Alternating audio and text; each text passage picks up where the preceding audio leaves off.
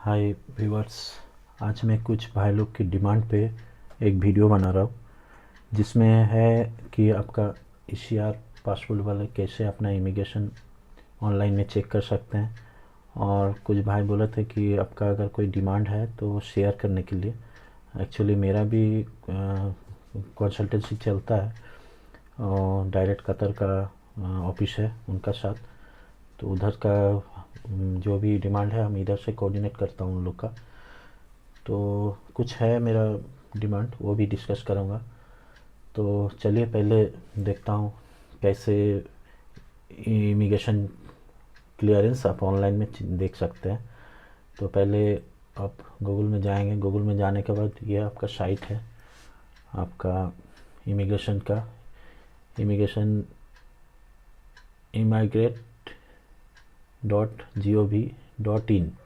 इसमें जाके आप अपना पासपोर्ट नंबर देंगे तो पासपोर्ट नंबर और कैप्चर दे के आप अपना माने इमिग्रेशन क्लियरेंस हुआ कि नहीं वो देख सकते हैं। तो सबसे पहले आपका जो भी पासपोर्ट नंबर है वो डालेंगे। मेरा एक रिसेंट एक भाई का हुआ है, वो दिया था, वो सिलीगुड़ी का था। तो उनका इमिग्रेशन के लिए गया हुआ था, तो डॉक्यूमेंट गया होता। तो अभी हम उसका डॉक्यूमेंट हो गया, पूरा क्लियरेंस हो गया। हम आज उसको कुरियर भी कर दिया, सिलीगुड़ी भेज दिया आज। तो उसी का ही आपका जो पासपोर्ट नंबर दे के हम डेमो करके दिखा रहा हूँ कैसे होता है, चेक करेंगे आप लोग। तो पहले उसके पासपोर्ट नंबर एस 6569 271 और नीचे कैप्चा कोड डालेंगे, जो कैप्चा कोड दिया हुआ है आपका कैप्चा USBTTX USBTTX। आप इसको इंटर मारेंगे तो इसमें आ गया पूरा इमिग्रेशन क्लियरेंस। तो इसका मतलब ऐसा लिखा हुआ आएगा तो समझ जाइए कि आपका क्लियर हो गया। यहाँ सब passport number, immigration name, report मंडल, ईसी डिटेल्स कहाँ से हुआ है, ये आपका immigration clearance granted by POE Delhi, ये सब पूरा दिखाई देगा। ये जब आपका क्लियरेंस उधर से मैंने जो एम्बेसी का जो ऑथोराइज्ड ऑफिस है वहाँ से आपको फिर ऐसा एक पेपर भेजेगा इमिग्रेशन का, ऐसा पेपर होगा। ये हो गया इमिग्रेशन का पेपर। तो आप लोग, आशा कर रहा हूँ कि आप लोग समझ गए हैं कैसे निकालना है। सबसे पहले आप कहाँ जाएंगे, सबसे पहले और एक बार आपको डेमो दे रहा हूँ, दिखा के बता देता हूँ। साइट है आपका वेरीफाई EC स्टेटस, ऐसा क्लिक करेंगे। फिर वो ऐसा आएगा, इसमें आप पासपोर्ट नंबर डालेंगे। इसमें पासपोर्ट नंबर है, कैप्चर डालने के बाद आपका ऐसा स्टेटस आएगा। इसका मतलब आपका इमिग्रेशन क्लियर है। अभी चलिए आपको मेरा कुछ डिमांड आया हुआ है उसको अब शेयर कर रहा हूँ। ऑटो इलेक्ट्रिशियन बहरीन के लिए चाहिए। 160 से 180 BD सैलरी होगा। इंडियन मनी में 31 से लेके 35,000 तक। 8 घंटा ड्यूटी है, OT है। खाना सेल्फ, मैंने अपने खाना बनाना है, बहरीन के लिए है। फिर डीजल मैकेनिक है, सेम 160 से लेके 180 बहरीन दिनार। सेम इंडियन मनी में 31 से लेके 35,000 तक सैलरी होगा। बेसिक सैलरी है। 8 घंटा ड्यूटी, OT है। खाना सेल्फ बनाना है, अपने खाना, किचन एकोमोडेशन रहेगा, अपना ग्रुप बना के बना के खा सकते हैं। बहरीन का है ये भी। मैकेनिक हेल्पर 2 चाहिए। 120 basic salary, 120 BD basic salary है। मैंने आपका 23,000 से लेके 25,000 तक आएगा बेसिक में। तो 8 घंटा ड्यूटी है, इसमें भी OT है। खाना भी सेल्फ है, बहरीन का ये भी। इलेक्ट्रिशियन डिप्लोमा इलेक्ट्रिशियन चाहिए 10 ठो। ये कतर के लिए है। 1600 से लेके 1800 सैलरी होगा, डिपेंड करता है इंटरव्यू का ऊपर। कतरी रियाल आपका बेसिक हो जाएगा इंडियन मनी में 32,000 से लेके 36,000। और 8 घंटा ड्यूटी है प्लस OT है। ये लोग का भी ये लोग का खाना कंपनी का फूड के लिए 300, सॉरी हम लिखना भूल गया था, ये 300 बहरीन का क्यूआर देगा खाने के लिए, कतर के लिए है। और कार अपहोस्टियरी ये 2 चाहिए। तो इसमें आपका 130 से लेकर 140 BD बेसिक सैलरी होगा, 25 से लेकर 27 बेसिक हज़ार इंडियन मनी में, 10 घंटा प्लस OT प्लस कमीशन है इसमें, ठीक है।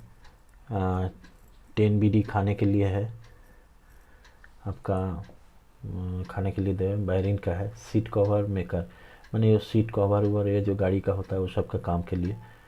और टेंट फिक्सिंग विंडो फिल्म, जो गाड़ी में खिड़की में जो फिल्म लगाता है चिपकाता है वो सब का टेक्नीशियन चाहिए 2। उसका भी सैलरी 130 से लेकर 140 होगा BD में, बहरीन के लिए है इसलिए BD होगा।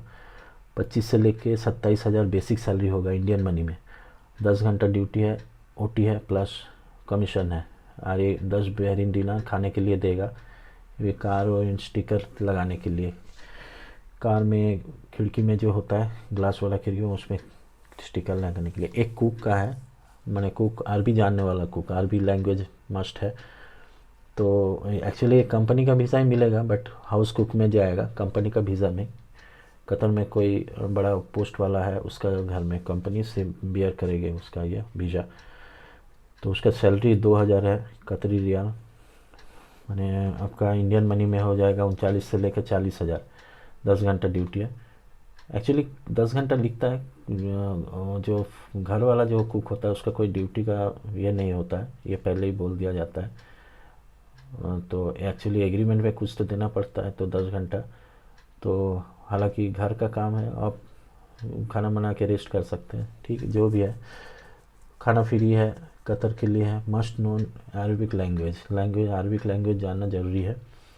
और डिजिटल मार्केटिंग मैनेजर एक चाहिए, 5000 से लेकर 6000 सैलरी होगा कतरी रियाल में। इंडियन मनी में 1 लाख से लेकर 1,20,000 तक सैलरी होगा। 8 घंटा ड्यूटी है, फ्री फूड है कतर के लिए।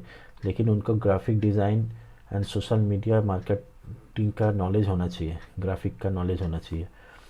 और डार्मेटोलॉजिस्ट ये एक चाहिए, 30,000 प्लस कमीशन कतर के लिए है। 6 lakh plus commission, Indian money में 6 लाख सैलरी होगा।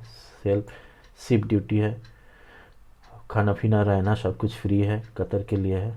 डार्मा clinic must have master degree on PhD able to match with Qatar MOPH. MOPH एक डिग्री होता है।